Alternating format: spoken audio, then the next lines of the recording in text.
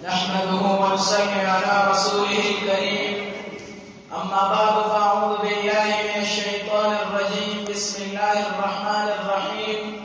ہر ابتدا سے پہلے ہر انتہا کے بعد ہر ابتدا سے پہلے ہر انتہا کے بعد ذات نبی بلند ہے ذات خدا کے بعد دنیا میں احترام کے لائق ہے جتنے لوگ دنیا میں احترام کے لائق ہے جتنے لوگ میں سب کو مانتا ہوں مگر مصطفیٰ کے بعد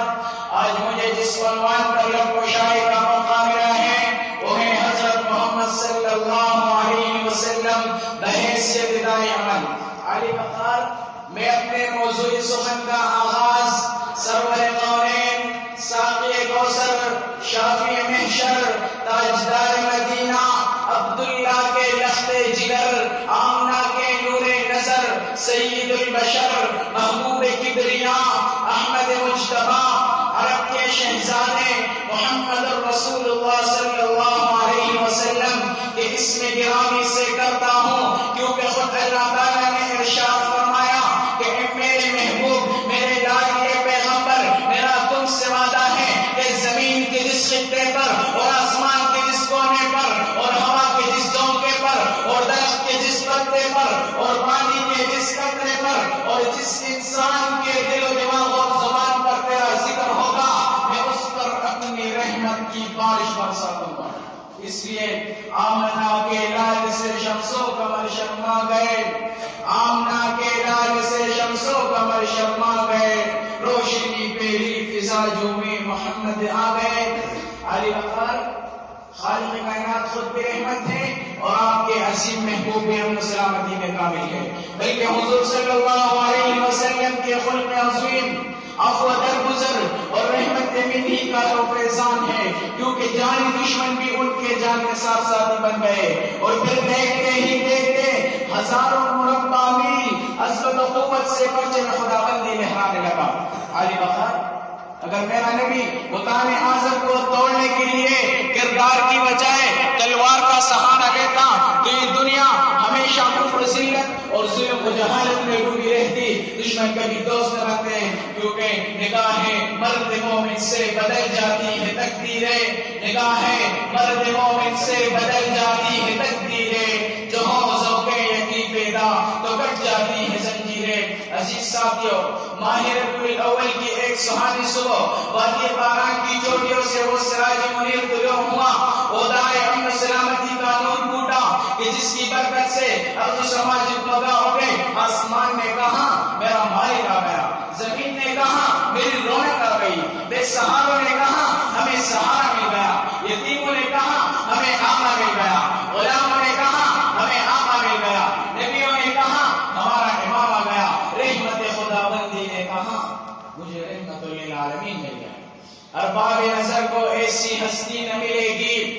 ارباب نظر کو ایسی ہستی نہ ملے گی بندہ تو مل جائے گا مولا نہ ملے گا تاریخ اگر ڈھونڈے گی ثانی محمد ثانی تو بڑی چیز ہے سایہ نہ ملے گا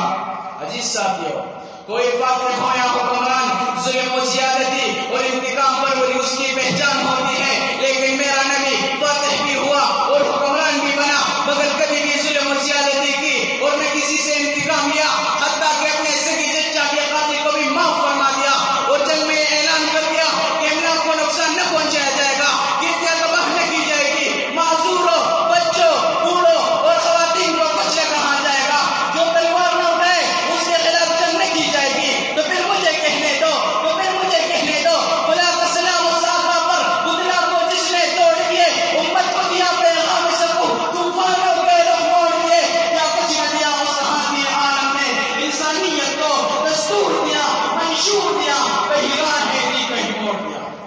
علی بخار حضور پاک صلی اللہ علیہ وسلم کی زندگی کا گوشہ گوشہ فکر و عمل کا لمحہ لمحہ کتاب اللہ کی ہر سطر آفتاب و محتاب سے تابندہ تر ہے اور آپ صلی اللہ علیہ وسلم کی زندگی ہر کسی کے لیے راہ ہدایت ہے مگر ہم بھول چکے ہیں کہ اتنے پیارے آقا کی تعلیمات سے ہم دور ہو چکے ہیں ساتھیوں آج ہم دینی تعلیم تو حاصل کرتے ہیں مگر اس پر عمل نہیں کرتے ہم سیرت طیبہ کا ذکر کرتے ہیں مگر سیرت کو اپنانے کی کوشش نہیں کرتے ہماری